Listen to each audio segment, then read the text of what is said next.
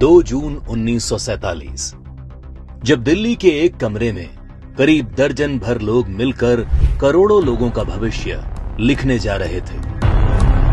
करीब 1.5 दशक से मुस्लिम लीग जिस पाकिस्तान की रट लगा रही थी, वो आज कागजों में उनके सामने सच होने जा रहा था। सिर्फ 2 हफ्तों में भारत के खंडित होने की योजना पर मोहर लग गई।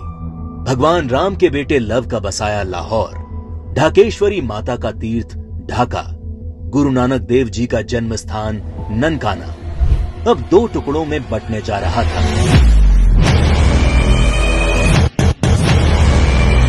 और अगर कोई इस विभाजन की योजना से अनभिज्ञ था, तो वो थी भारत की मासूम और निर्दोष जनता, जिस पर यह विभाजन कहर बनकर टूटने वाला था।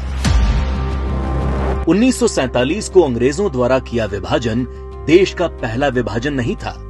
अंग्रेज इससे पहले 1905 में भी बंगाल का विभाजन कर चुके थे, लेकिन उस विभाजन का पहले बंगाल में और फिर पूरे देश में इतना मुखर विरोध हुआ कि अंग्रेजों को 1911 में अपना फैसला वापस लेना पड़ा था। विभाजन का जो काम अंग्रेज 1905 में नहीं कर पाए, वो 1947 में करने में कैसे सफल हो गए?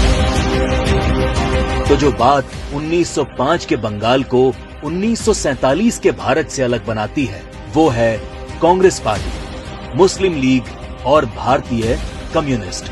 1905 में बंगाल विभाजन के विरोध के बीच ही 1906 में मुस्लिम लीग का जन्म संयुक्त बंगाल के ढाका में हुआ। बंग भंग आंदोलन के बाद जन्मी मुस्लिम लीग ने 1909 में मार्ले मिंटो सुधार के नाम पर पृथक निर्वाचन प्रणाली मांग से शुरू करके अगले 30 साल में अलग इस्लामिक राष्ट्र पाकिस्तान के नाम पर भारत को मजहब के नाम पर बांट कर रख दिया। 1920 के तुर्की के खलीफा के समर्थन में चलाए गए कांग्रेस के खिलाफत आंदोलन ने मुस्लिम कट्टरपंथियों को यकीन दिला दिया कि वे अपनी गैर जरूरी मांग पर भी कांग्रेस के नेतृत्व को मना सकते हैं। इसके बाद 1930 में अल्लामा इकबाल ने पहली बार मुस्लिम लीग के अधिवेशन में अलग इस्लामिक राष्ट्र की रूपरेखा रखी।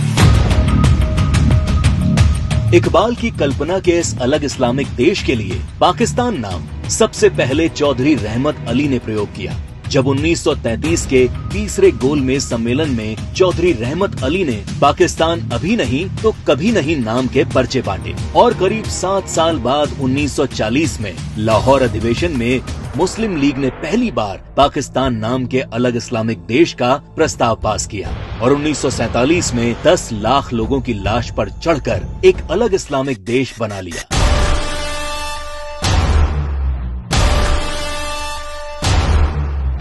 और जिस भारत ने 1905 में बंगाल का विभाजन नहीं होने दिया, वो भारत 1947 में भारत विभाजन नहीं रोक पाया, क्योंकि कांग्रेस के जिन नेताओं पर लीग के सामने खड़े होने की जिम्मेदारी थी, उन्होंने अंत समय में बिना भारत के लोगों को विश्वास में लिए विभाजन का प्रस्ताव स्वीकार कर लिया। देश तोड़ने के इस खेल में एक हिस्सा भारत के कम्युनिस्टों ने भी निभाया, जब कम्युनिस्ट नेताओं ने भारत को 14 राष्ट्रों का समूह बताते हुए भारत विभाजन को मुस्लिम राष्ट्र के आत्मनिर्णय का अधिकार बता दिया। साल 1945 में अग्रणी कम्युनिस्ट सिद्धांतकार कॉमरेड जी अधिकारी ने मुस्लिम लीग की मांग को न्याय संगत बताते हुए एक थीसिस दी। उनके शब्दों में 1940 से कम्युनिस्ट पार्टी ने ये देखना शुरू कर दिया कि तथाकथित सांप्रदायिक समस्या वास्तव में बढ़ती राष्ट्रीयताओं की समस्या है, जिसे आत्मनिर्णय के अधिकार के माध्यम से हल किया जा सकता है। यदि हम इसके प्रगतिशील सार को देखें, तो पाकिस्तान की मांग वास्तव में पंजाब, पठान, सिंध, बलूचिस्तान और पूर्वी प्रांतों की मुस्लिम राष्ट्रीयताओं के क्षेत्रों के आत्मनिर्णय के अधिकार की मांग है। जब देश का विभाजन हकीकत बनना तय हो गया, तब सर रेडक्लिफ को भारत और पाकिस्तान की सरहद तय करने की जिम्मेदारी सौंपी गई। रेडक्लिफ इससे पहले कभी भारत नहीं आए थे। उन्हें भारत की सांस्कृतिक विरासत, सभ्यता, मूल्यों, तीर्थों के विषय में कोई जानकारी नहीं थी। 3 सप्ताह में तय कर लिया गया कि कौन सा हिस्सा पाकिस्तान कहलाएगा और कौन सा हिस्सा हिंदुस्तान।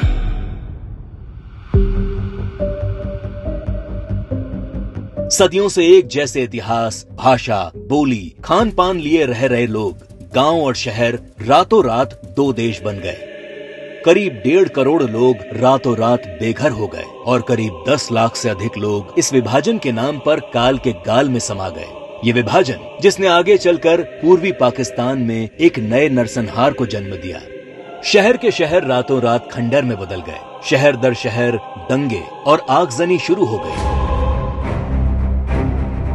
वो लोग जो हवेलियों में रहते थे वो अब रातों रात रिफ्यूजी बन चुके थे।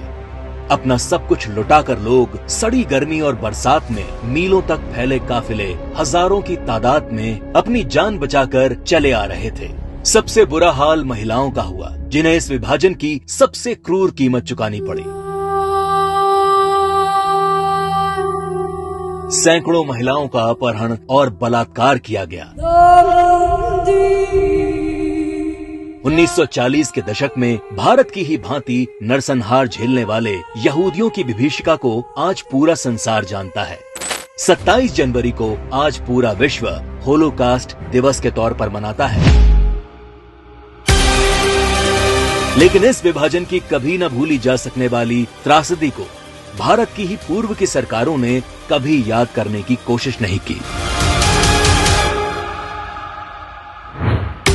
विभाजन विभीषिका दिवस 14 अगस्त का दिन विभाजन विभीषिका का स्मरण करने का दिन है। 14 अगस्त का दिन अटल जी की इन पंक्तियों को दोहराने का दिन है।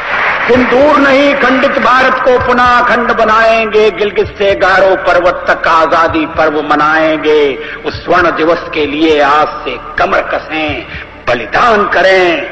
जो पाया उसमें खो न जाएं, जो खोया उसका ध्यान करें, जो खोया उसका ध्यान करें।